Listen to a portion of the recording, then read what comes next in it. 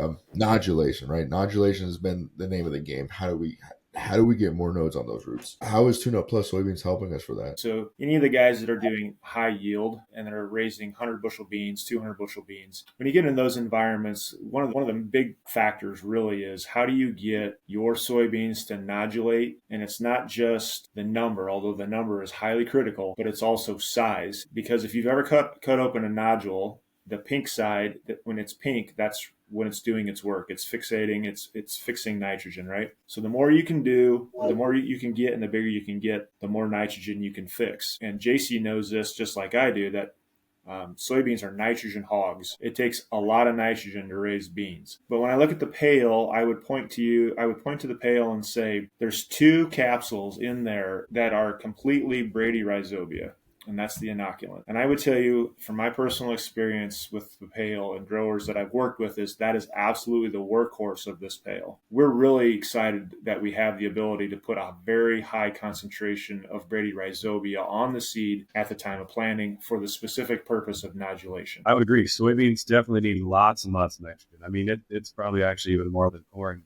I think, anytime that you're planting a soybean in a field that's 2-3 years removed from soybeans, it's always been shown to show a positive response to put an inoculant down on that soybean.